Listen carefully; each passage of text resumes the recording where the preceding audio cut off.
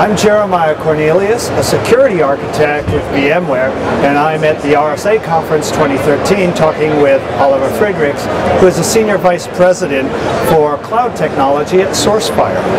Hello, Oliver. Hi, Jeremiah. How are you? Pretty good.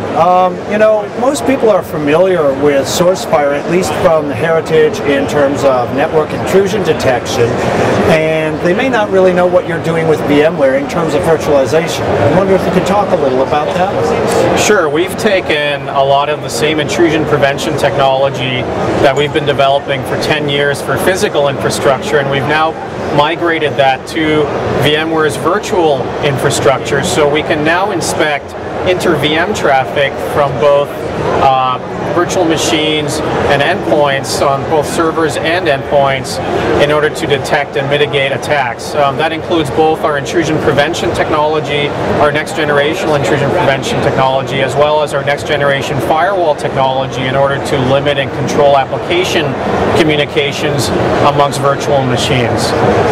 One additional thing that we've done recently is also migrate our advanced malware protection technology, which has been available for Windows-based deployments on the physical endpoint, to VMware's vShield infrastructure as well, in order to leverage your APIs to provide endpoint-based protection against advanced threats. And in addition to not only detection, but we also provide visibility and control in order to detect threats that might get through those detection layers as well. How would you describe the partnership SourceFire has with VMware and the value that it has for our customers together?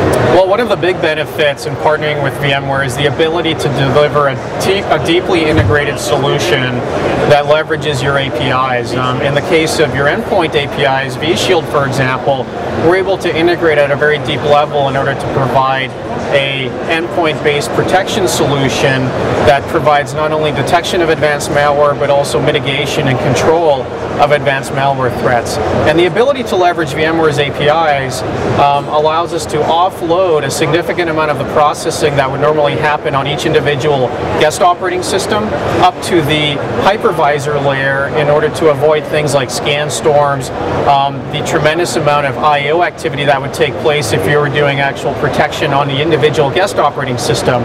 So that provides a huge benefit for our customers in that they're able to retain the density of their VMware architecture simply because that processing and that detection and remediation ability is offloaded to a single dedicated security virtual machine that's sole purpose is to provide that security capability.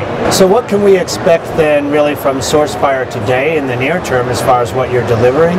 And then also, what would you see as coming in the future as VMware continues to develop an infrastructure for the software-defined data center and for vCloud security and networking? Well, as software-defined networking evolves and as more and more of the switching fabric and networking fabric moves to virtual, the need for security is going to be just as important as it is today in the physical environment. So, you know, we've been providing physical network security and now endpoint security for close to 10 years.